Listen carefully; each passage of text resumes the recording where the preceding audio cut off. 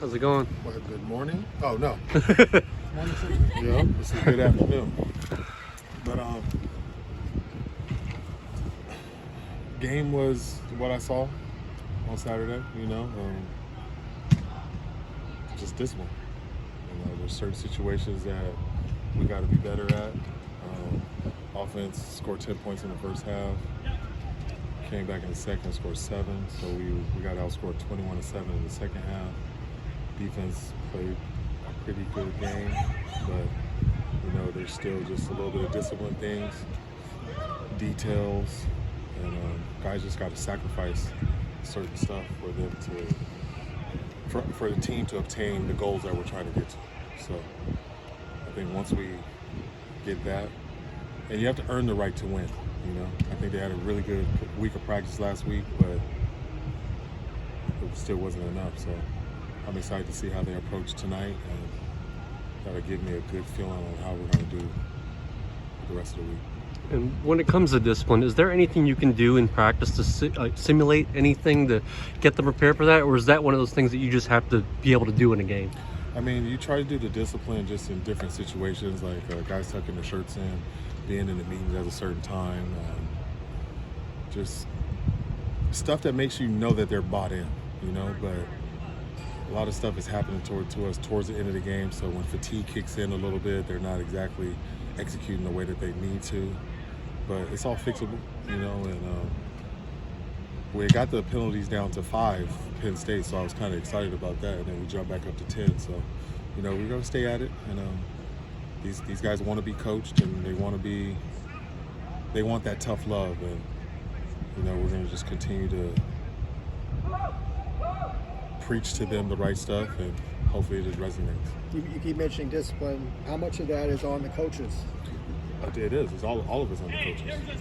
All of it's on me. So it wouldn't be one of my pillars if I didn't think it was really important. So I just have to continue to reiterate it to the team and have them truly understand what it means. It's not just a word. It's more of actions. So we have to fix our actions out there on the field and stop getting in our own way. I know hindsight can be, kind of coulda, woulda, shoulda, but when you think back to 4th and 1, they had no timeouts. You only needed a yard to, basically ice the game.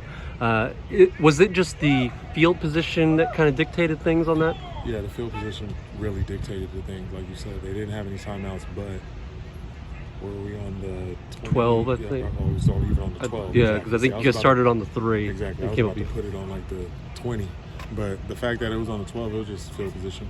If we would have had just a little bit more space, then I would have trusted us to go out there and just get the first down. But the way that we were running the ball and just the situations that had happened in that game before coming up to that weren't necessarily ideal. So that situation really didn't play into that. What about into the first half? You stopped down, I think it was like a minute 44, didn't call timeout, and then you needed that time at the end of the half.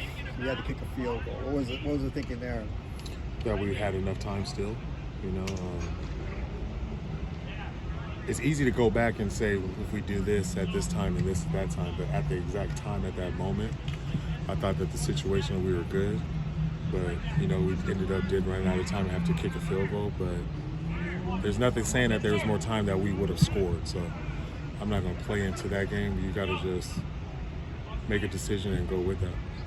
How about Tavaki as the 6th offensive lineman? How did you like that? Will you keep doing that some? That's more game plan stuff, so I don't want to necessarily touch it, but he came in and played a good game. What does that say about the offensive line? They've gone through a few changes this year about their just intelligence, willingness to move different spots. Coach Castillo does a good job of multi-training guys so they can play multiple positions and not just the position that they play. So the fact that he can come in and help us at the tight end spot and block and what motions he needed to go in and shift and everything, that was pretty good. So I was excited for him to get out there and play. I wanted to ask you a question about the process of the injury, the status reports. How does that work? Do you assess it at the end of the week and submit it to the Big Ten? Yes, so we do go over that, and then I give it to my guy that sends it to the Big Ten, and then it goes from there. There were two 2 targeting calls. One of them got overturned, obviously, but is that like a discipline, toughness, balance? Like, what is kind of the balance you're trying to strike there? The targeting, the one with Quasi, that was close, you know. He got one earlier in the year that was targeting, but this last game, it was more shoulder to me, so it's kind of just up to the referees to call if you want to or not, you know. To be honest with you, most tackles or most people running the ball or whatnot, ball carriers, you can almost call targeting on every situation if you really wanted to. Because that one, they said that he led with the crown of his helmet.